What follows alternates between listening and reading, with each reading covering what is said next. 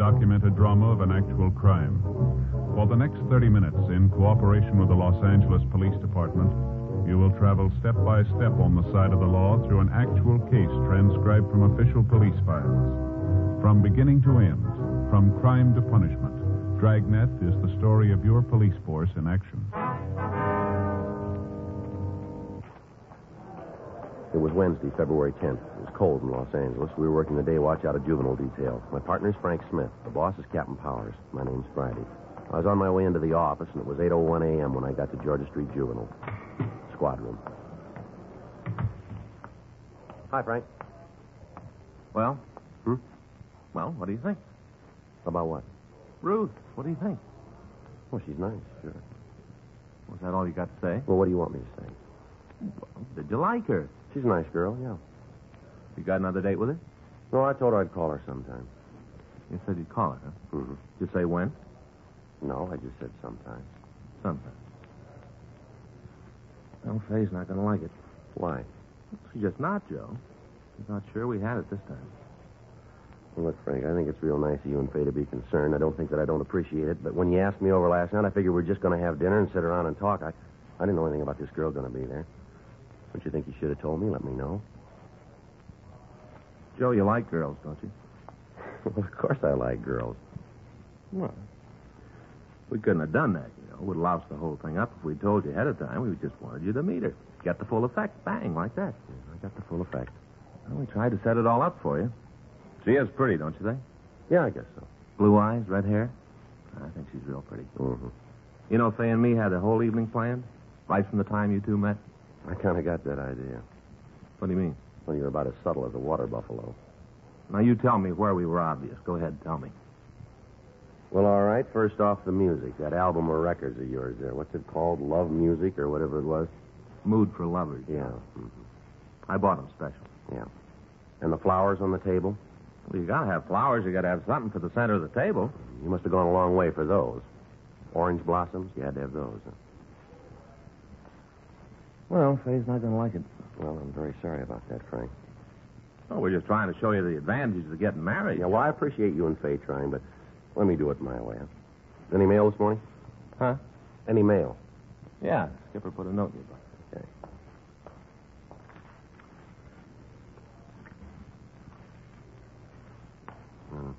Tickets for the police show. You got to sell tickets, huh? Yeah, so do you. Here's your book.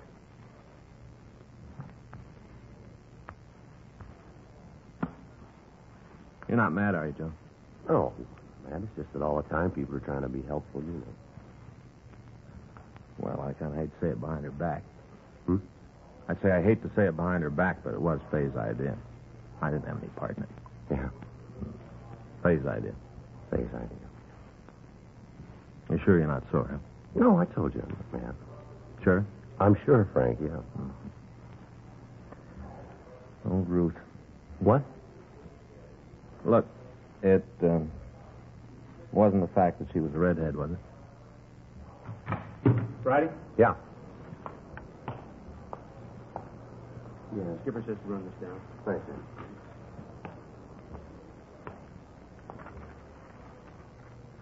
What do you got? Take a look at this. Huh? Dear sir, I have some information for you about a big dope ring. It's important I talk to you. I'll meet you at the streetcar stop at 7th and Broadway on the east side after 3:45 p.m. tomorrow afternoon, Wednesday. That's today, huh? Yeah, read the rest of it. I can't tell you my name now, but I'll be wearing a green skirt and a plaid sweater. I'll be standing right by the streetcar stop. What do you think? I don't know. No signature. You got anything in the envelope? No. It's postmarked L.A., addressed to Juvenile Division. No way of telling where it came from. Think it's from a crank? Well, there's one place we can find out. Yeah. 7th and Broadway.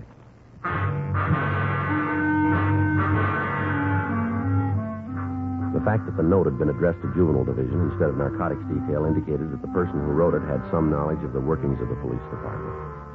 It also led us to believe that the writer was a juvenile. We checked again with Captain Powers on the letter, and it was decided that we'd make the meet that afternoon. Frank and I spent the rest of the morning going over reports on a case that we just finished, and at 3:15 p.m. we left the office. Frank stopped the car at 8th and Broadway for a traffic signal, and I got out and walked the remaining block. There was no one at the streetcar stop dressed in a green skirt and a plaid sweater. While Frank circled the block, I waited. 3:40 p.m., still no sign. At 3:52, a woman of about 23 got off the streetcar and waited on the corner. She was wearing a dark green suit with a plaid blouse. I waited for some indication that she might be the person we were waiting for, but she gave none. Finally, she turned, walked across the street, and disappeared into the crowd. 4 o'clock, 4:15, still no sign of the letter writer. 4:30, 4:45. Frank pulled into a loading zone near the corner, and I went over to talk to him. What do you think? Well, I don't know. She's an hour late now. Uh-huh. Well, that note must have been from a crank. Yeah, I guess so. Well, come on, get in. We better go back to the office. Yeah. Hey, wait a minute, Joe. What? Right there, crossing the street. Oh, yeah. Matches the description. Must be her. Well, she's looking this way. I'll check it. She looked about 15. Brown hair and a thin, young face. She was carrying an armful of school books. She paused in the corner and watched me. I walked up to her and told her I was a police officer. She nodded and then walked out to the safety zone and climbed onto a waiting streetcar. I followed her. She walked to the back of the car and took a seat. I sat down next to her. I could see Frank following us in our car. We rode 3 blocks before she spoke. I'm sorry I was late. It's all right. I usually try to be on time, maybe even a little early. That's the way it should be, don't you think? Well, what was it you wanted to talk about, miss? I got hung up at school, couldn't get away when I thought I would. Yeah. That's the reason I'm late. Well, you said something in the note about a narcotics ring. How much am I going to get involved in this? What do you mean? How deep am I going to get? I don't want any trouble myself. I'm doing this to help somebody, but I don't want to get mixed up in it myself. Well, maybe you better tell me what it's all about first, huh? We can decide the rest of it later. That's the way it has to be? Well, you called us, remember? Yeah, I guess so. What's your name? Edna. Your last name? Well, that isn't going to help any. You don't need it. How old are you? 15. All right, what about this dope ring? I want to tell you about it. A friend of mine is in pretty deep. I think she's hooked bad. I want to help her. What's your friend's name? You have to have that? Well, we're not going to be able to do very much without it, are we? Catherine. I can't give you her last name. I can't. How old is she? 15. All right, now what makes you think she's using narcotics? I just know, that's all. Well, that's a pretty serious charge. You must have some reason for saying it. I've got a reason. I've got good reasons. You think I'd go to the cops if I didn't have? You think that? What kind of narcotics do you think she's using? Heroin. You know that for sure, do you? Yeah, I've seen her take a fix. Where? Hmm? Where'd she take the fix? I've seen her do it in her room at home. A place near school up at Lewis' apartment. Louis? Louis Conklin. He got Catherine hooked. He's the one I want to see you get. How old's he? Oh, I don't know. I think around 20, 21. Where'd you meet him? Down at Balboa last summer. Catherine and me went down for a week. We met them then, Louis and Vince. You know this Vince's last name? I think it's Beal. B-E-A-L? I guess so. Now, these 2 boys, are they supplying Catherine with the heroin? Yeah, they got it for her.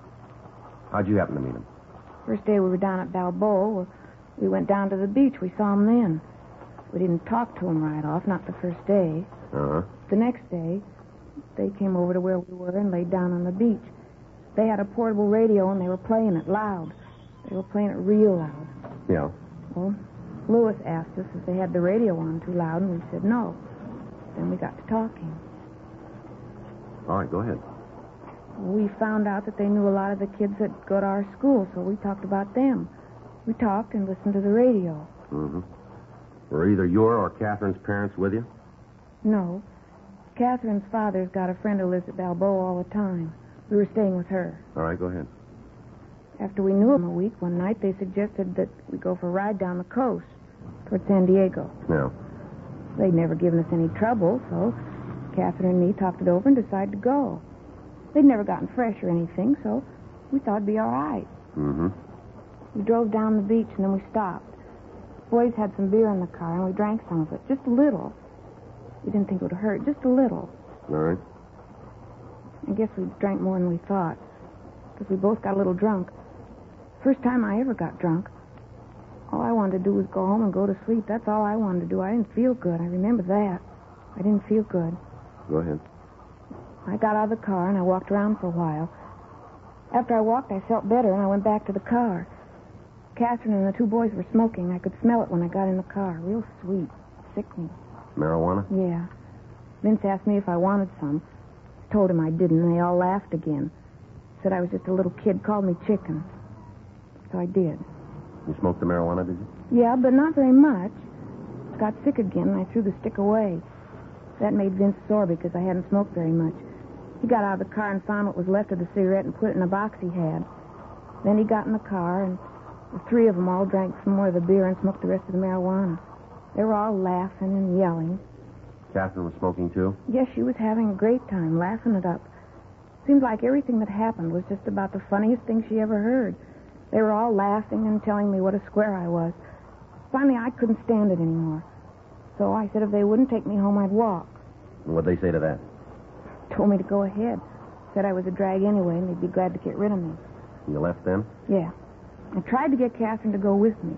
She said she was having too good a time and she wasn't leaving. She told me to go home and to expect her when she walked in. Yeah. So I left. Got out of the car and walked up the highway. Was going to catch a ride back to town. Pretty scared, but I wanted to get back. I didn't feel very good. Mm-hmm. I waited for the car, but the ones that went by wouldn't stop. Then Vince and Louis and Catherine came by. They told me to get into the car, and we drove home. I had to wait out in front with Catherine until she sobered up. She said she was too drunk to go into the house. What time did you get home? Oh, it must have been 3 or 3:30. Mm-hmm. Did you see Vince and Louis again? Well, I didn't, but Catherine did. Every night we were there, she went out with them. I didn't want to have anything more to do with them. She told me if I said anything to the people we were staying with, she'd cause me a lot of trouble. I like Catherine. She's my best friend. I didn't want to see her get into any trouble. Thought when we left Balboa, she'd quit seeing the fellas. That's what I thought. She'd stop seeing them. Did she? No. When school started again, she was still going with Louis. I'd see her around the school, but she wouldn't have anything to do with me. Said I was a cube. Talking all the time about how she didn't know they grew corners like me anymore. How'd you find out she was on heroin? One day I saw her take a pop. She was at her house, and I came over to talk to her. She was pretty sick, and she went into her room. I went in after her to see if I could help, and I saw her taking a fix. After that, I didn't see much of her. I guess she didn't want me around, knowing she was hooked. When was all this? About 2 months ago. I've seen her a couple of times since. She looks real bad. Her parents know anything about the narcotics? I don't know. There's just her father. I don't think he cares much. If he does, he's not doing anything about it. I'm just telling you all this so you'll get Louis and Vince. They're the ones that started her. They're seeing that she gets the H. You know where we can find them? Yeah. Louis has a little apartment over in the Westlake area. You know the address? No, but I can show you where it is. All right. I just want to see you get them. Get them good. Mm-hmm. She was my best friend. Now she won't have anything to do with me. Nothing. Well, maybe we can straighten it out. What do you want to do now? Well, first we better get off this streetcar. End of the line.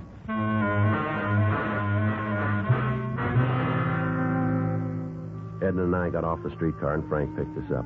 We stopped at a drugstore and put in a call to the office requesting that a policewoman be sent out to take the girl into custody. 10 minutes later, Officer Irene Gardner arrived, and the four of us drove over to the Westlake area. The young girl pointed out the building where she told us that Vince Beale and Louis Conklin lived. She gave us a description of the two suspects, and finally, after Miss Gardner had talked to her, she also gave us the full name of her friend, Catherine Pilgrim. We checked at the building and found that the two suspects occupied apartment 4G. Frank and I talked to the manager of the place, but she told us that the pair weren't in and that she didn't know when they'd be back. We returned to the car and told Officer Gardner to take Edna to Georgia Street Juvenile and hold her until we could get there.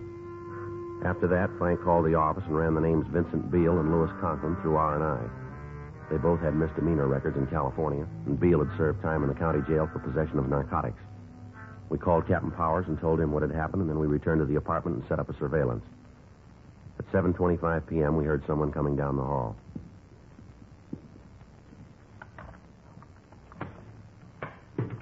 Don't worry about a thing, honey. It's all going to be all right.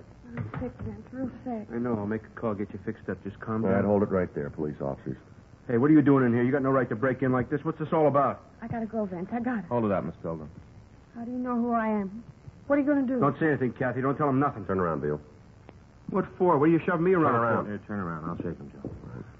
Stand You still. won't find nothing, cop. I'm clean. Call it. Nothing. Where's Conklin?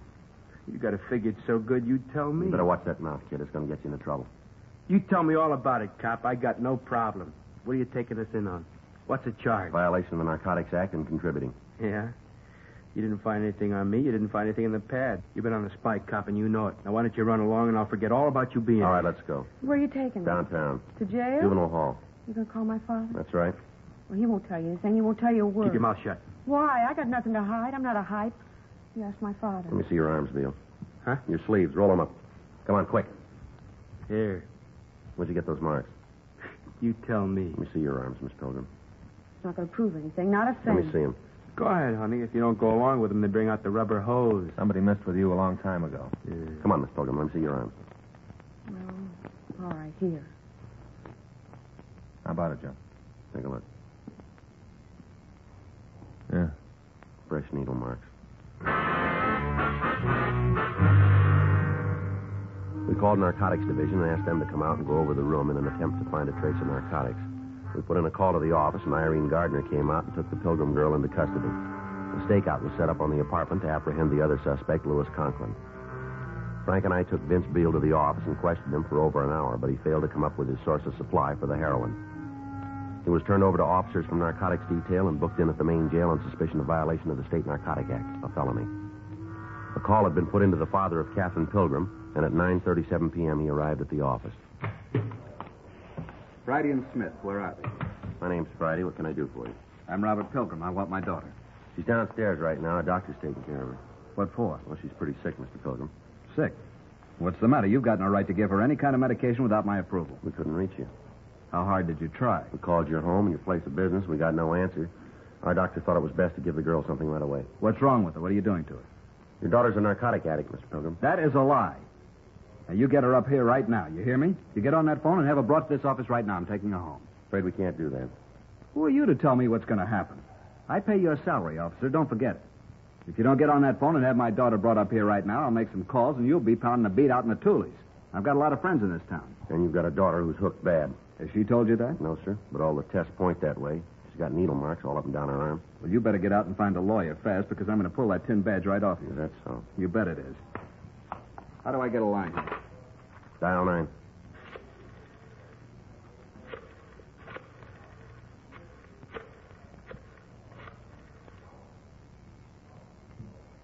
Hello, Jack. This is Bob Pilgrim. I'm down at the police station. Yeah, Kathy's here. The cop says she's a hophead. I want you to tell him. Here, you talk to him. Yes, sir. Who am I speaking with? Mm-hmm. Yes, sir. Yes, sir. Well, we did find hypodermic marks. I see. All right, sir. We'll be checking with you. Now you'll get my daughter? I'll have her sent right up. Want to come out in the hall, Frank? Yeah.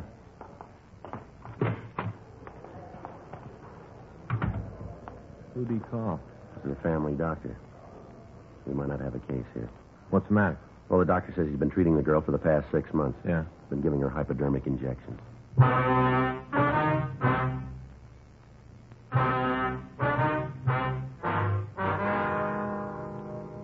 With the doctor's statement, there was nothing we could do but release the girl to her father pending further investigation. The parents of the teenager who had written us the first letter came to the office, and she was released to them. At 11:40 p.m. that night, we got word that the other suspect had returned to the apartment and had been taken into custody. He was identified as Lewis Conklin, age 23. He was taken to the main jail and booked on the same charges as Vincent Beale. Their apartment was gone over, but no trace of narcotics was found. We questioned both suspects again, but they failed to cooperate with us. Frank and I checked out of the office and went home. The following morning, we drove out to see the doctor who had told me he was treating the Pilgrim girl. He said the girl was underweight and highly nervous and that he had been giving her vitamin injections. He went on to say that he'd stopped treating her 5 months previous at her father's request and that he had not seen the girl since then. February 11th, 10:24 a.m.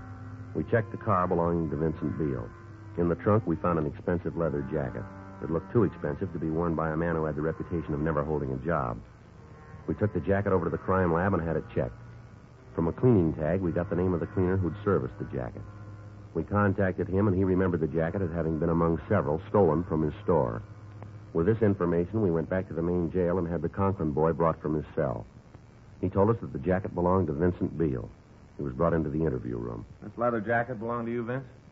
No, I never saw it before. Conklin says it's yours. I don't know. Maybe it is. What difference does it make? Take a look. We want to know. Yeah, it's mine. Where'd you get it? Where do you think I bought it? You know someplace you can get these without buying them? Yeah, the same place you picked this one up. Well, what's that supposed to mean? You know a man named Ted Hartman? Who? Ted Hartman. Ted Hartman. Never heard of him. He knows you. Maybe he's got a better memory than me. Says you used to work for him. Is that right? Yeah. Now, how about it? Maybe I did. I had a lot of jobs.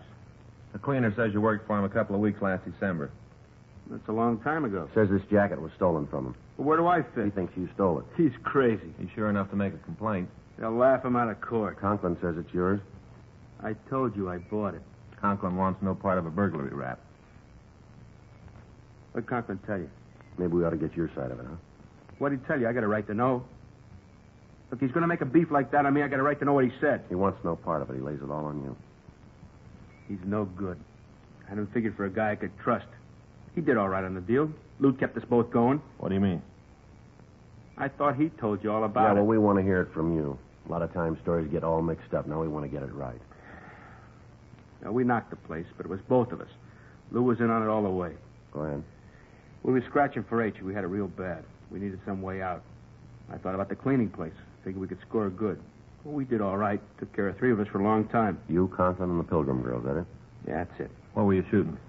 Me and Lou kept it down. The Pilgrim kid, she built up fast. She was juicing 5 caps a day.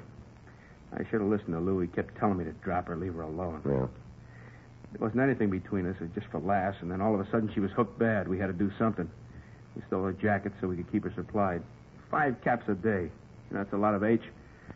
I tried to break her down. I tried to cut her habit. I did what I could. You can see that, can't you? I did everything I could. How much was that?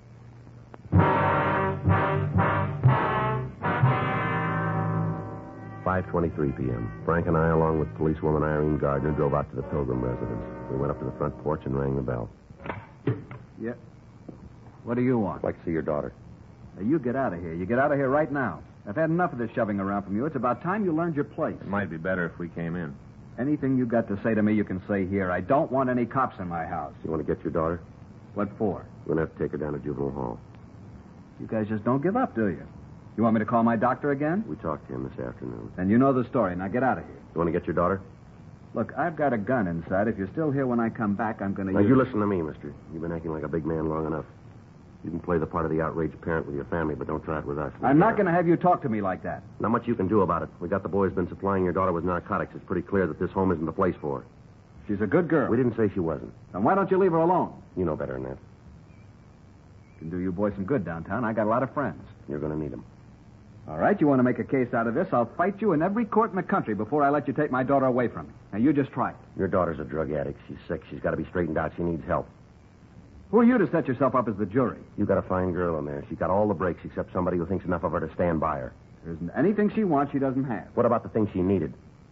You let her run all over the town by herself. She gets in trouble, and you won't take the time to care for her. What about those 2 men who got her started?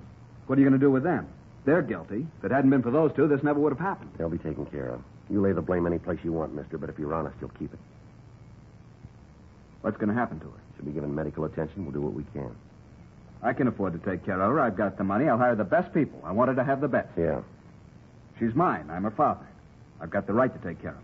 Yes, sir, that's right. Hmm? Why didn't you?